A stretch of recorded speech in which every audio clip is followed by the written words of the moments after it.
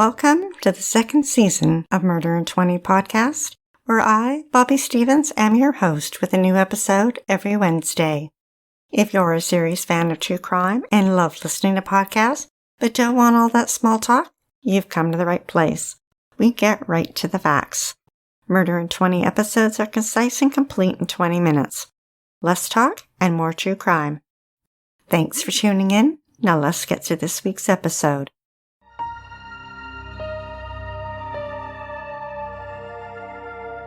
Daniel Horowitz was born in New York City and went on to become a famous criminal lawyer practicing in California. He has also been a commentator for many highly publicized trial cases, including Scott Peterson, Michael Jackson, and Anna Nicole Smith. Daniel had written a screenplay based on one of his cases and was looking for a producer for it when he met Pamela Vitale, a mother with 2 children. The couple wed in 1994, and she became a powerhouse behind the scenes at his law firm. The couple were married 11 years and were living in a mobile home on a remote hilltop while building their 7,000 square foot dream home in Lafayette, a small town about 45 minutes east of San Francisco. Daniel had no idea that he was about to be a victim of a violent crime that would change his life forever. In 1999, Scott Dyleski and his mother Esther Fielding were invited to live on a property nearby on Hunsucker Canyon Road in Lafayette. Residents Fred and Kim were living in a small trailer with their 3 children, while they too were building a house, and once it was finished, Scott and Esther became tenants, along with their dog Jazz, who had been with them since Scott was 2 years old. It was a cozy rural neighborhood where the neighbors formed an association where they looked out for each other. Kim and Fred had a list of everyone's names and addresses posted on the wall in their home. In high school, Scott played on the Frisbee team and was one of the captains. His teammates found him to be a fun, caring person, and in art class he was quiet and focused. Court records revealed that his teacher considered his artwork exceptional and often displayed it in her classroom. Although his drawings of dismembered body parts with blood dripping from them were gory, she did not find them different from any other student's artwork. She estimated that probably 20% of her students produced artwork that was gruesome and violent. In August 2002, Scott's half-sister died in a car accident. Although he hadn't lived with her, they'd seen each other on his visits to his father. With her death, something changed in Scott. He became sad and sullen, began wearing black clothing, painted his nails black, and wore black lipstick. His grades fell to D's and F's. He ended up leaving high school after grade 10 and worked on his GED and had planned to attend college. Scott's artwork and writings descended down an even darker path, perhaps more violent than anyone knew. Court records reveal that his writings were titled Live for the Kill, In Separation, and Lonely. One of his drawings depicted a face with the most stitched clothes with black X's. In another, a male was in a long coat with a knife with the caption, Guns don't kill people, I kill people. And in another, dark figures were drawn laying down among flowers with the words, Before Manson, before Bundy, there was Geen, referring to Edward, a notorious murderer from the mid-1950s who also robbed graves and stole the bones of strangers and fashioned them into keepsakes for himself.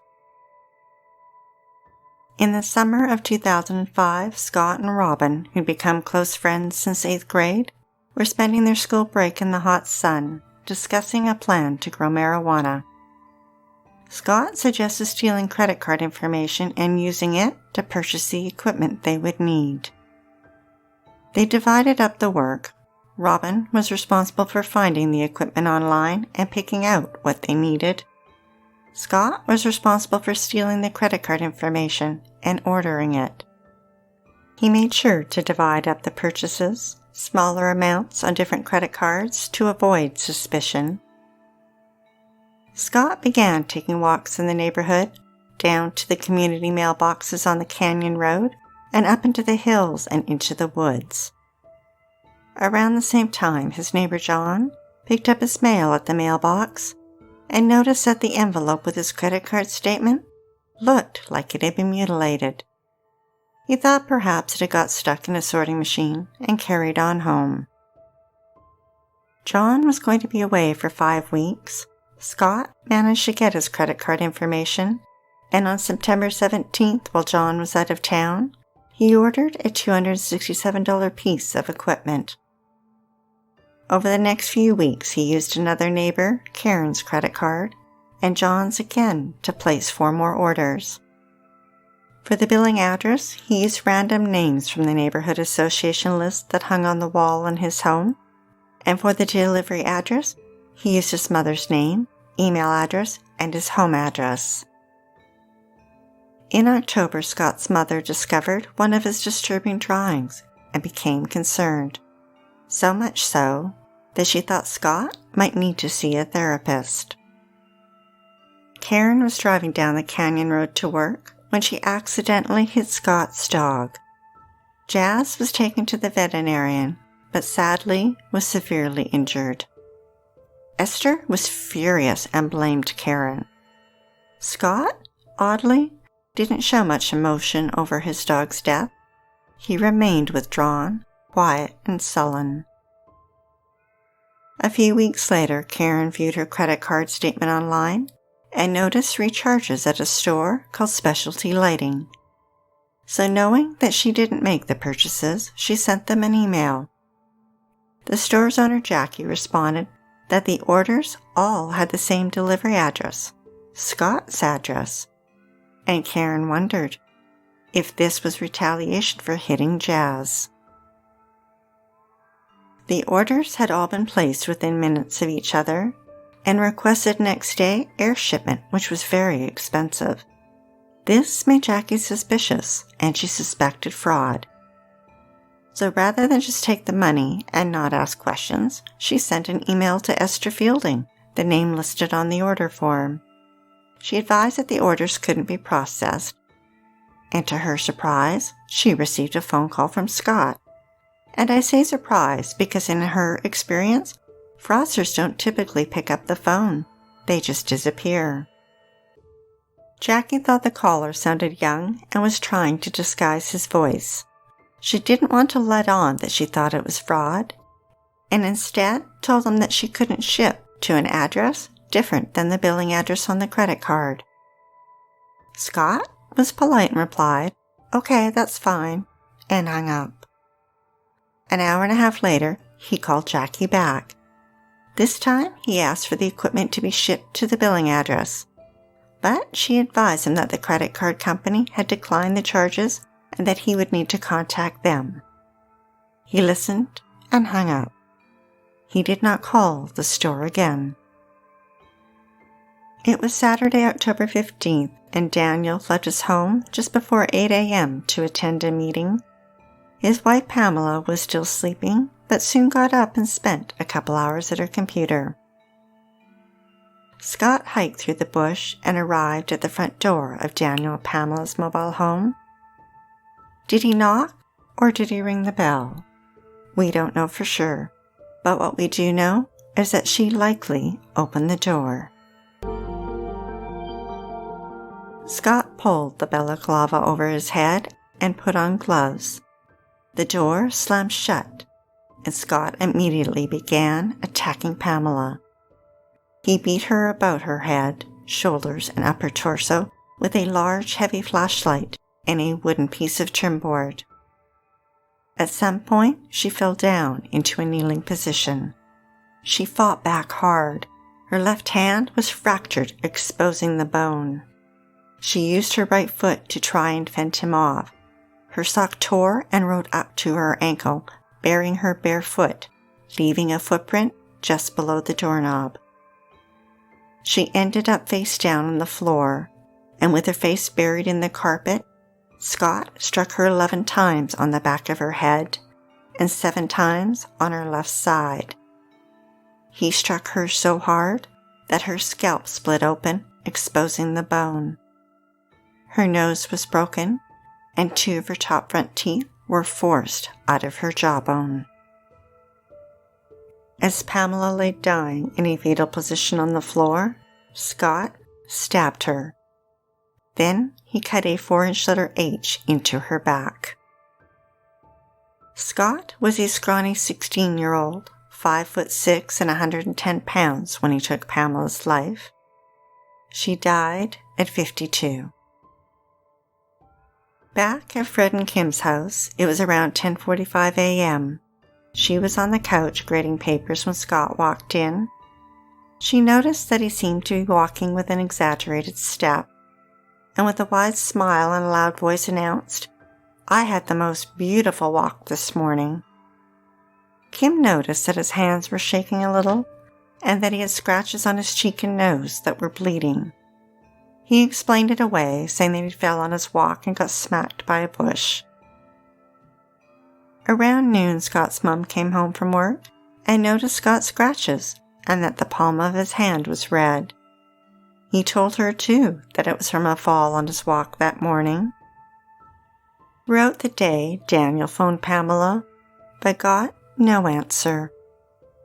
Court records indicated that in the late afternoon he left his office, ran some errands, worked out at the gym, and went grocery shopping. Pamela had plans that evening to attend the ballet, so when he arrived home around 6 p.m., he was surprised to see her white Mercedes still in the driveway. He grabbed his computer and groceries from the trunk of the car and walked to the front door. It was closed, but not locked. He noticed some smears and opened it. Lying in a large pool of blood was Pamela. He dropped his computer and groceries and fell to his knees. He felt for a pulse. There was none. The Tahoe Daily Tribune reported that neighbors heard his screams as he yelled his wife's name in agony. Then he called 911. At 8 p.m., Scott and Jenna stopped by Robin's house to buy some marijuana. While they were there, Scott's mother phoned Jenna's cell phone looking for him. She told him that there was a rumor in the neighborhood that someone had been killed, and that police had the roads blocked off, and he shouldn't try to get home. Robin and Jenna wondered out loud who might have been killed, when Scott offered up that it was probably at the Horowitz house because he was a well-known attorney. He commented that he'd seen someone on his walk that morning and wondered if it had been the killer. Then he oddly recited the rhyme, "Lizzie Borden took an axe and gave her mother 40 whacks," and commented that shooting someone would be painless, but if you want to inflict pain, you would bludgeon them 36 or 39 times. That night, the crime lab arrived at the home on Canyon Road. Near the front door, they found a lid to a plastic storage bin with a bloody shoe print. Blood splatter on the inside of the door indicated that the attack had happened inside. They found numerous bloody finger marks left behind by the attacker's gloves on the walls and on the objects in the room. In the kitchen, they found a mug in the sink, a bowl on the counter, and an opened water bottle, all with blood on them. The next day, the neighbors on the Canyon Road got together to discuss the murder and the credit card fraud. Near the end of the meeting, Esther lashed out at Karen. She was still angry and felt that she hadn't taken responsibility for killing their dog. Karen responded by saying, "You guys are trying to kill me." Esther asked her what she was talking about, and she pulled out the credit card orders from the lighting store. Esther was confused. Her landlord Fred stepped in and asked if he could take them with him. Now Fred was a computer consultant and knew more about computers than most teenagers. He demanded to look at all the computers in his house. Scott had erased his browser history, but Fred was able to find files that showed he'd accessed the lighting website. Fred, Kim, and Esther all confronted Scott. He denied knowing anything and claimed that someone must have broken into the house and used his computer. Esther was worried that Fred would search Scott's room, and if that happened, they might get evicted. So she told Scott he had one chance to get rid of anything relating to the credit card fraud. Scott and Jenna went to Renaissance Fair that afternoon, then returned to Scott's room where Jenna took a nap. When she woke up, she saw Scott looking around his room. He told her that the neighbors had accused him of credit card fraud and what his mother had instructed him to do. He grabbed a pair of shoes and books and shoved them into a backpack. The titles of the books included Hannibal, Silence of the Lambs, and Black Sunday. A couple days later, Fred again asked Scott about the credit card fraud and pointed out that the use of Pamela's unlisted phone number that he'd gotten from the list on the wall could be used to tie him to her murder. Scott got nervous and started to pace. Fred told him he didn't have anything to worry about because it was very likely that there would be DNA under Pamela's fingernails, maybe even a footprint or hair, and that they wouldn't be a match to Scott, right? Scott thought quickly and spun a story of how he ran into Pamela on his walk that morning, and that she had touched his arm with enough force to scratch it, and asked, "What if my DNA is there?" Fred was stunned and told Scott not to worry. If you weren't there, then your DNA won't be there. Scott asked again, "But what if it is?" And Fred replied, "Well, that would mean you were there and that you were going to do time." Scott began to shake. That afternoon, Jenna drove Scott to see Robin at the high school. Scott told him that he was going to confess to the credit card fraud and say that it was him that used Robin's computer to search for the equipment so that Robin wouldn't be implicated. He told Robin that he was afraid of being linked to Pamela's murder, and by confessing to the fraud, it would separate him from the murder. Later, he returned home and confessed to Fred about the fraud. Fred then called Robin's father, and he consented to Fred and Kim visiting his home. Fred searched Robin's computer and confirmed that it had been used for fraud. Robin's father confronted him and demanded he tell him everything. The next day, he got his son a lawyer and contacted police. Robin was granted immunity, and that night, Scott was arrested. It had been 4 days since the murder. Pamela's autopsy determined that she had been stabbed 39 times and died as a result of blunt force trauma to her head, and that she had died within minutes of being struck. Scott's mom went to her sister's house, and Jenna dropped by with Scott's backpack. After she left, Esther opened it up. Inside, she found shirts, pants, shoes, a box of gloves, an external hard drive, loose papers, and a book with dates and credit card numbers and names. She panicked. She looked at the fire burning in the wood stove and knew what she had to do. She threw the papers, gloves, and book into the fire and watched them burn. That same day, investigators were at Scott's house searching his mother's van, which had been abandoned in the yard years earlier and was covered in weeds and plants. Its tires were flat and the doors unlocked. Inside was strewn with debris and vegetation. But behind the driver's seat was something that looked out of place. Something that looked new, like it hadn't been there for a long time. It was a duffel bag. Dangling from it was an airline tag with Scott's name. The bag was unzipped and they could see dark clothing laying inside.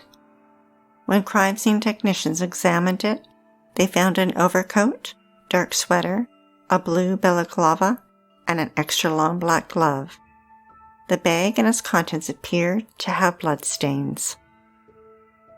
In December, Fred's brother David moved into Scott's old room, and a month later opened a dresser drawer looking for a pad of paper and found 5 pieces of loose paper.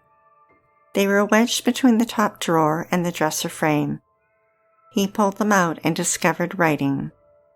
The first 4 pages contained lists of names, account numbers, access codes, addresses, phone numbers, and online passwords. Neighbor John was on the list.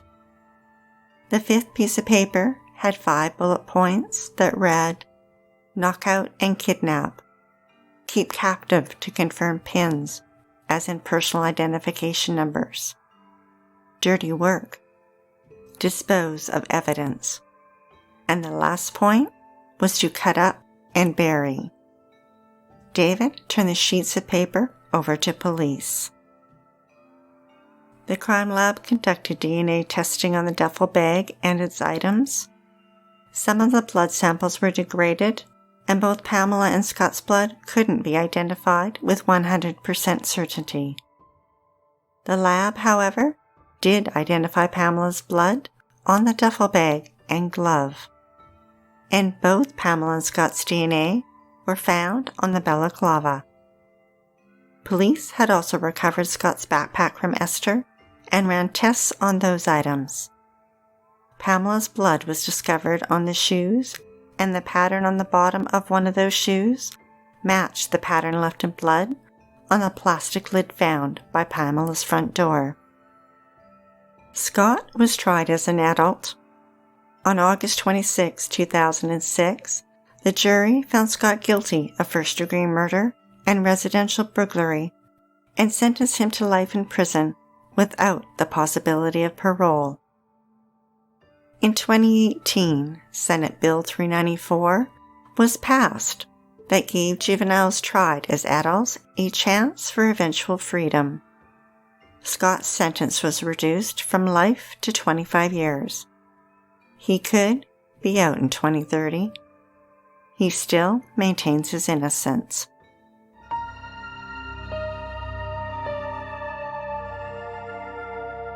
Thanks for listening to Murder in 20, with less talk and more true crime. Be sure to tune in next Wednesday for the episode of Bruce MacArthur, a serial killer.